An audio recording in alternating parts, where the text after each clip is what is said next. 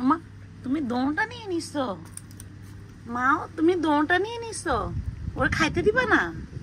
এসব কোন ধরনের কথা মাও তুমি এক হাতে ওইটা ধরে রাখছো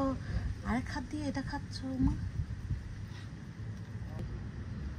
আরে তোমার রাগ দেখাইতেছো একটা দুষ্ট হইছে দোটা তুমি ধরে রাখছো হ্যাঁ ওরা খাইতে দিবা না